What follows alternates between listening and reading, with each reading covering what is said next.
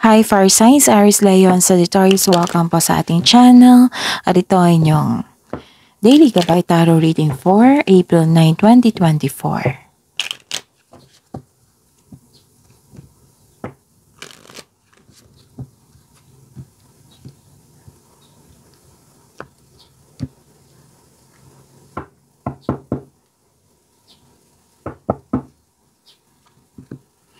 Please be reminded that this is general reading po, so maaari kayo magka-relate o hindi. Just take what resonates. Gamitin ang reading na ito bilang gabay lamang. Balik po kayo dito bukas para sa ating Daily Gabay Tarot Reading. Please like, subscribe, and click the button for notification para updated po kayo sa Daily Tarot Reading natin. Para po sa gusto magpa-reading, maaari niyo po makuha ang link. Nasa description box po ito. Message niyo lang po ako sa Messenger. Maraming salamat po.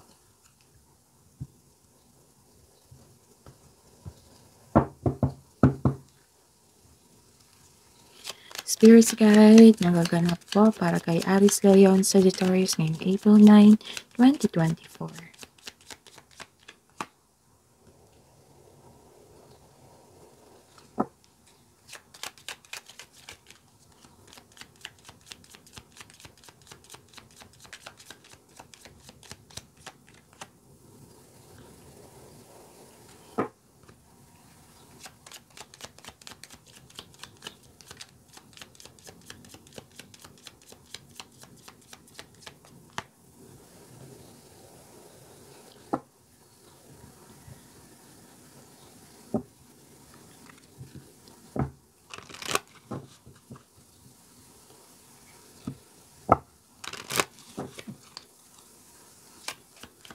Spirit Guide, mga mensahe po para kay Aries Leon Sagittarius ngayong April 9, 2024.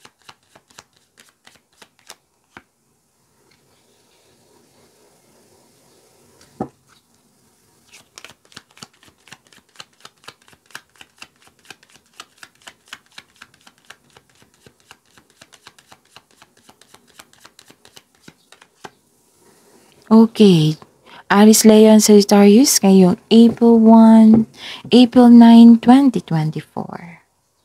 May nakita ko dito na it might be this is you or it might be this person is a male. Isang lalaki na magbibigay sa iyo ng tulong or magbibigay sa iyo ng sakit ng ulo. May darating po dito na nagkaroon ng moving forward. May darating po dito na unexpected message or information. Isang balita. You are moving forward. Parang dumating yung mensahe tapos agad yung binigyan ng reaksyon, aksyon. Pwede din. Okay. May nakita ko dito may natanggap kayong blessings, clarity, marami kayong na inaisip na ideas, thoughts. So this is hope and healing also.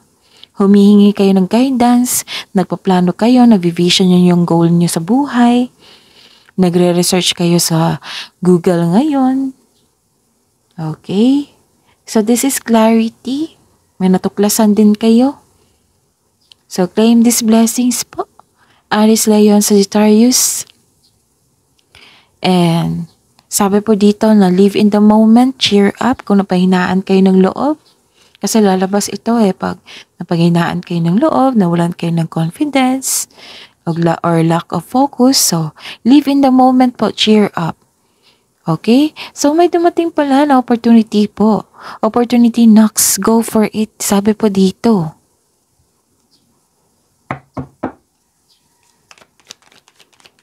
Spirits guys, energy po ni Aries Leon Sagittarius ngayong April 9, 2024.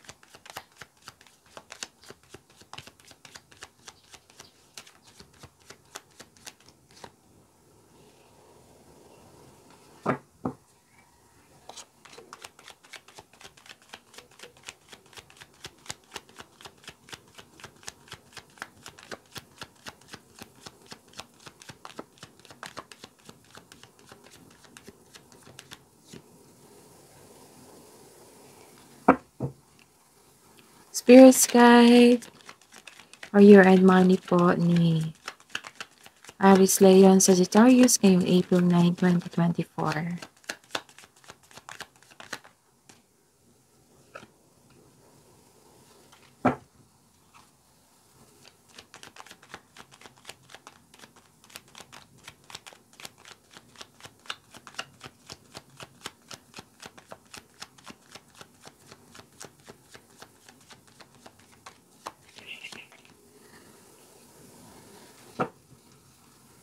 Spirits guys, love, life, self-love, partnership, and romance. Ni Aries, Leon, Sagittarius.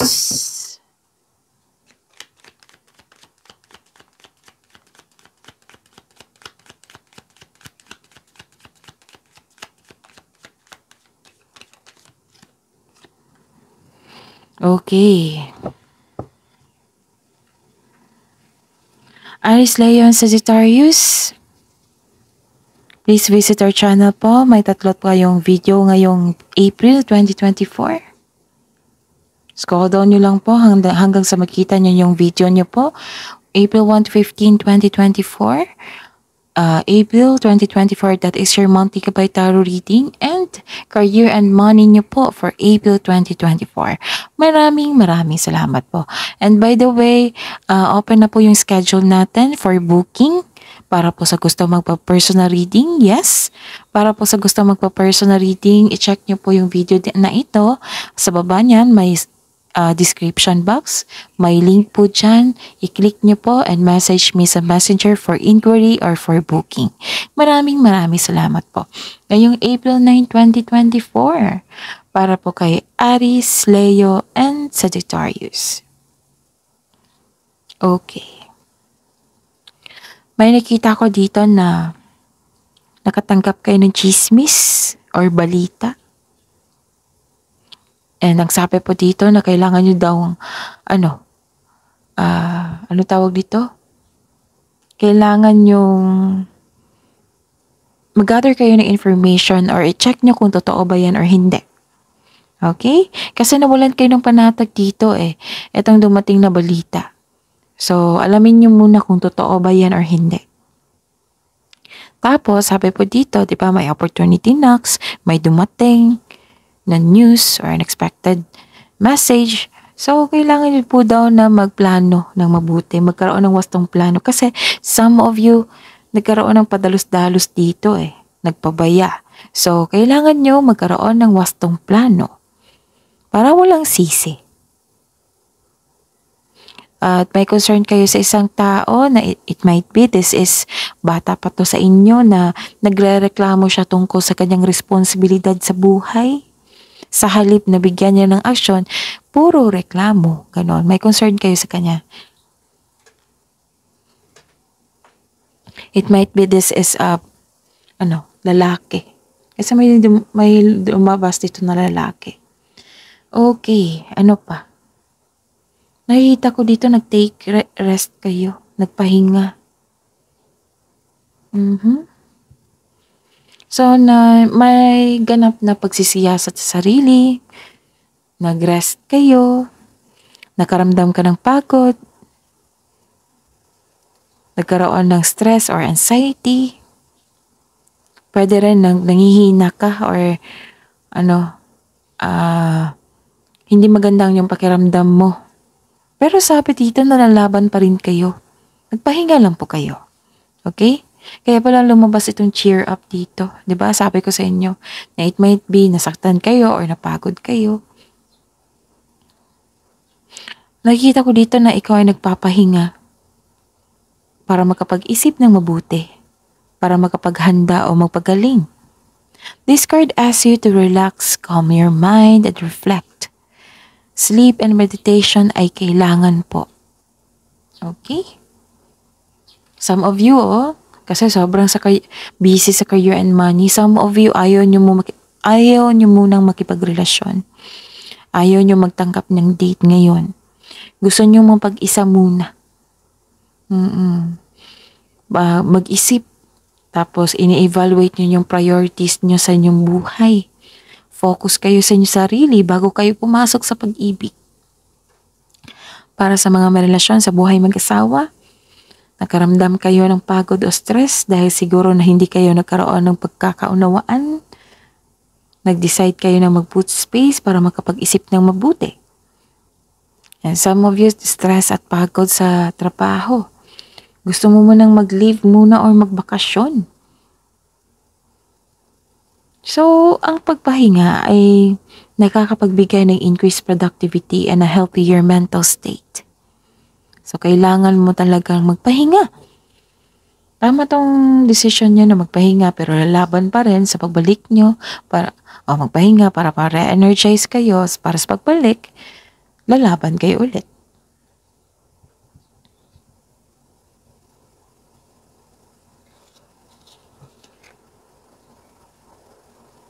Okay.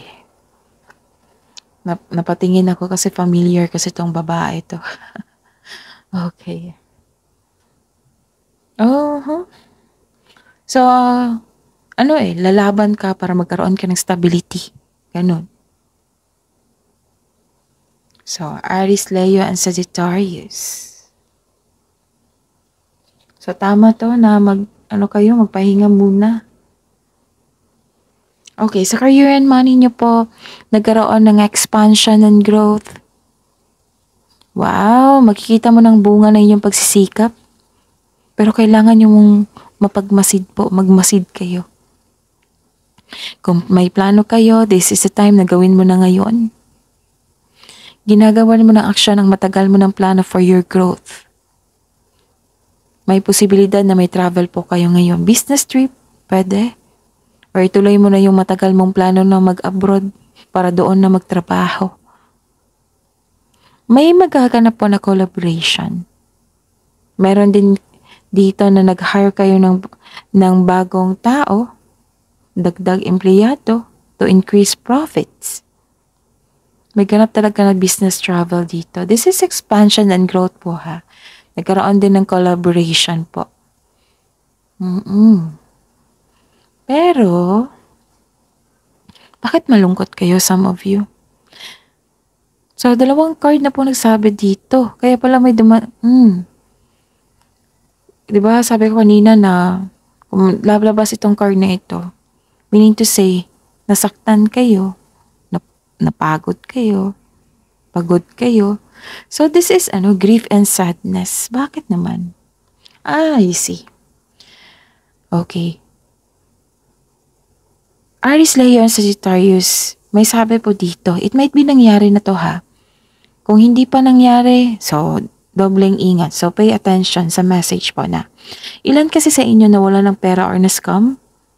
Maaari rin nalampasan mo yung opportunity na kailangan mo ngayon kaya nalungkot ka or nakaramdam ka ng disappointment. This card tells you na this is only temporary. Kasi may nakita naman ako ditong silver linings po. Moving on. And this is the clarification of your card here. Hope sign and hope sign. So, may pag-asa po. Kung kahapon, may nangyari na or nakaraang araw, or naalala nyo yung nangyari na may nawala sa inyo. Ngayon, this is a hope sign. Naka-move on ka na sa lahat ng unos na nagdaan. At tanggap mo na yung mga nangyari. Pinatawad mo na sila at higit sa lahat, pinatawad mo na yung sarili. Nagkaroon ka ng healing and growth sa araw na ito. So this is expansion and growth. This is the clarification talaga. Itong 2 card na ito, nagkaroon ng expansion and growth and healing. Nagkaroon ng pag-asa. Ang ganda. So claim nyo ito ha. Itong success, hope, and healing. Okay? So this is silver linings. Moving on. Ang ganda. Pero may time po, pag kayo lang mag-isa, naramdaman mo yung sakit.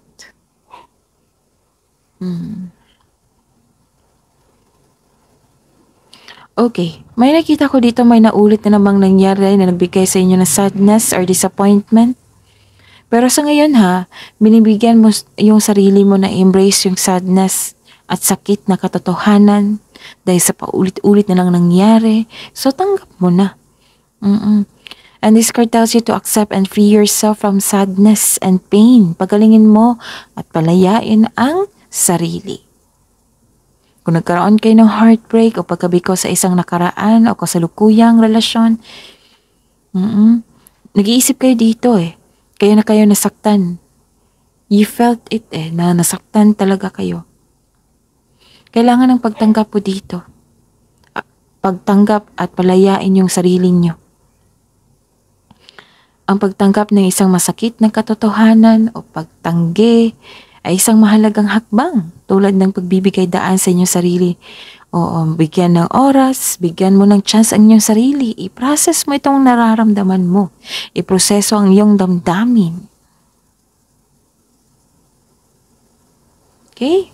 Kasi may third party issue dito. May nakita akong third party issue concern. Oo. Kaya broken hearted kayo. Sabi po ng card dito na huwag kayo mapadala sa matinding lungkot. Okay?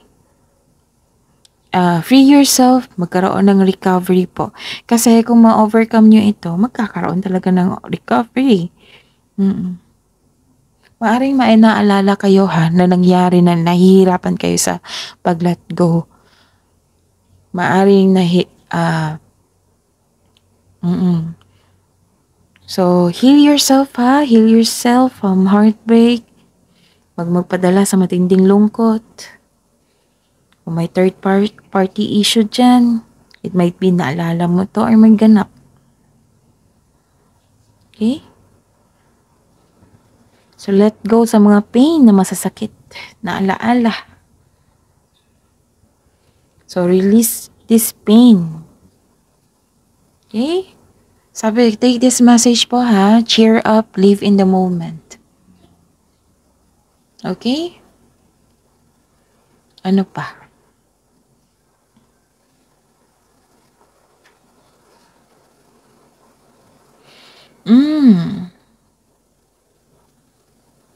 May concern nga. Okay.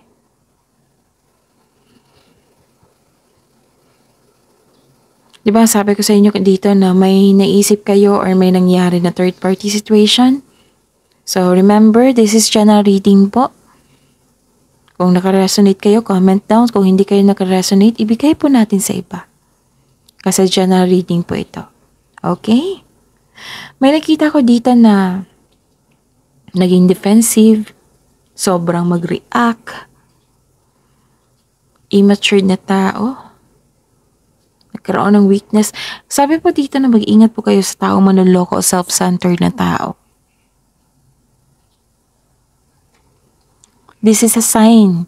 Okay, 3 card na po nagsabi dito na this is a sign na may toxic na tao dito na sa buhay mo na matigas ang kanyang ulo, ayaw makinig, mabilis siyang mag-react or defensive po siya na tao. Ito ay narcissist na tao. Manluloko. It might be nahuli mo talaga siya na nanloko siya sa inyo kasi may concern dito sa third party situation. Nasaktan talaga kayo. So, claim this message na cheer up. Remember yung pag-let go. Accept, embrace the fact na nangyari na, surrender. Surrender niyo lahat yung worries niyo kay God. And hingi kayo ng divine assistance. Let go, free yourself, move on, and kasunod yan, healing. Ang tagal po ng healing po, healing process, pero mas mabuting umpisahan nyo na. Okay? Kasi nakikita ko dito nasaktan talaga kayo. So, pahinga. Tapos laban agad. Laban naman ulit. Okay? And claim this hope and healing, this success. Claim this offer and success. Claim this collaboration kasi opportunity din yan. Claim this opportunity knocks. Okay? And claim this success and ideas, because ideas is success and blessings blessings yan. So, claim these blessings po. So, kung na-claim nyo na yan, i-acknowledge nyo, magbigay pasalamat, para tuloy-tuloy yung energy flow. And don't create blockages. Please be reminded, Aries, Leo, and Sagittarius na, don't create blockages. Kasi kung mag-create kayo ng blockages, may nagtanong ngayon na, Miss Java na yung blockages. Okay. Basta don't create blockages. Blockages, ito yun eh. Nalungkot kayo, nakulong kayo sa inyong isipan, nakulong kayo sa inyong emotion, na alam nyo naman na kayo lang yung makakawala dyan sa inyong iniisip, sa inyong emotion. Tapos, nag-claim kayo ng negativity. Like for example, palagi kayo nag-self-pity, palagi mong sinasabihan ng hindi tama yung sarili mo, marati kayo naging negative-minded. Tapos, yun, yung bad words, yan yung isa sa dahilan din. Kasi claiming yan eh. Affirmation yan. So, do not claim negativity.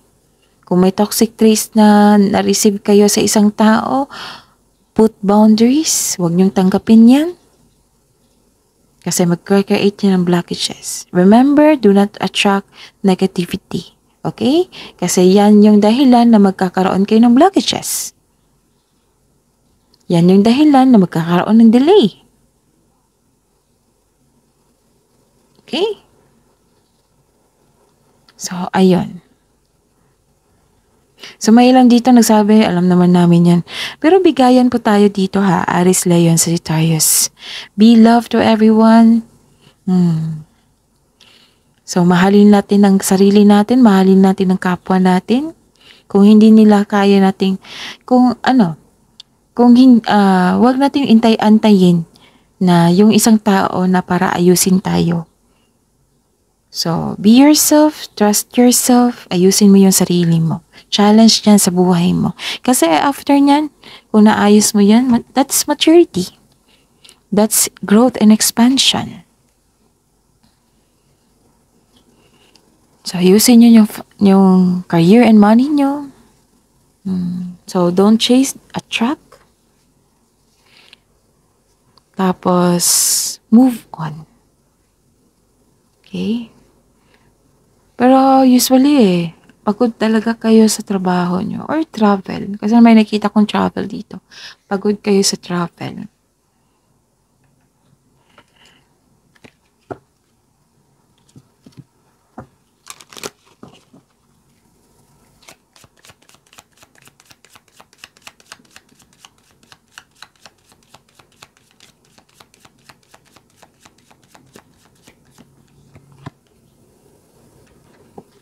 Okay.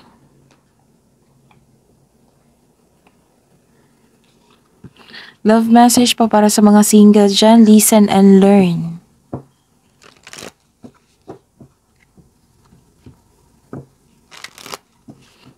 This is the clarification of your card here na nag-iisip kayo ng mabuti.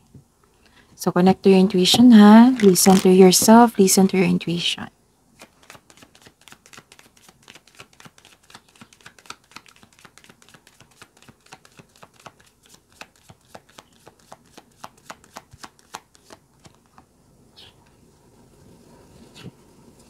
Look for ways around the obstacles to find happiness. This is the love message for relationship sa mga magbuhay mag-asawa din.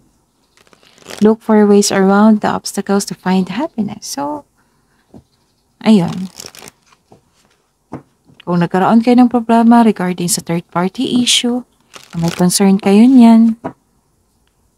So, look for ways para magkaroon ng pagkakaayos.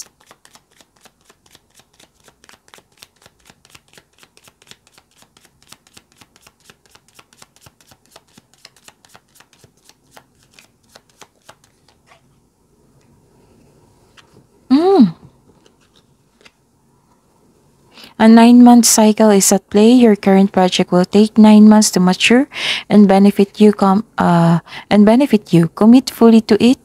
May gagawin kayo sa loob ng 9 months. Oo, sa loob ng 9 months, magkakaroon ng maturity and makabenefit po kayo. So, commit fully to it. You have all the strength and stamina you need as long as you move forward and not backward. Oo. Huwag nyo na, i-release nyo yung old emotions na yan, old pattern, yung past na yan. Basta po, move forward.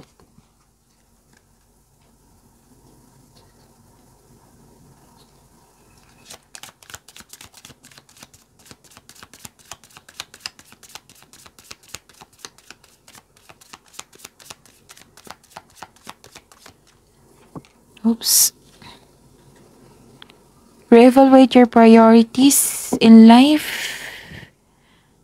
Ano sabi dito? It is time to let go of what you need no longer. Okay. So, paulit-ulit tong na message eh. So, kailangan nyo talaga na i-release yan. Yung old patterns. Kung nagkaroon ng old patterns sa isang relasyon, sa isang sitwasyon, kailangan bigyan ng solusyon yan. Kasi, 1, 2, 3, 4. So, 4 na card na po nagsabi dito na i-evaluate nyo po, bigyan ng solusyon. Tapos, let go mo itong, mga bagay na hindi na kailangan. Move forward na po kayo. Huwag nyo nang isipin yung nangyari na. Kung hindi kayo, kung hindi kayo kampante, then give a solution. Sabi dito, give a solution. And don't look back kung nabigyan na ng solusyon na. Move forward na po kayo, nakatira na kayo sa present para sa future po. Okay? Huwag nyo pahirapan yung sarili nyo po.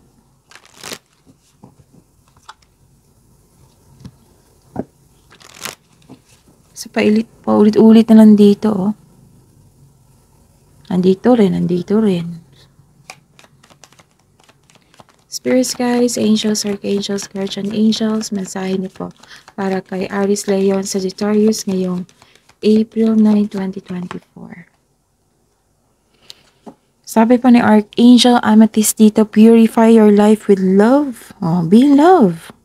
Prepare for something better. So may darating sa inyo na pagbabago. Changes for the better. Changes for the better, it means may good news kayong darating sa buhay nyo na magbabago ang inyong buhay. So, prepare yourself to receive this. So, tandaan nyo i-claim nyo lang yung success, blessings, hope, and healing, and clarity. Itong opportunity knocks, itong unexpected opportunity, yung rest. Huwag nyo kalimutan. Tama to yung gagawin nyo dito na mag-rest kayo. Pero lalaban pa rin. So, and listen to your intuition also. Tapos, huwag niyong hayaan na makulong kayo sa inyong emotions, sa inyong isipan. Kailangan makawala kayo dyan. Yun learn from it yung pag-embrace, pagtangkap, pag-surrender, let go, and move forward para magkaroon ng healing. Kung nagkaroon ng toxicity, iwas kayo. At intindihin. Okay, so may travel dito. Business travel ata to. Okay, business travel nga. So yun yung mga reminder dito sa araw na ito. Maraming message po. So, ayun. Sana magsilbing gabay po to sa inyo. Para bigyan kayo ng clarity. Kung hindi kayo naka-resonate, ibigay niyo po sa iba. Okay? Okay, so that is your reading. Aries Leon Sagittarius for today, April 9, 2024. Open na tayo yung booking po. Schedule na po natin for April 2024. So message nyo po ako sa baba ng video na ito. May description box dyan. I-open nyo po yung i-click nyo yan, tapos mag-automatic open yung messenger nyo. Then, message nyo ako for inquiry muna. Para alam nyo yung yung mga detalye at mga kailangang detalye.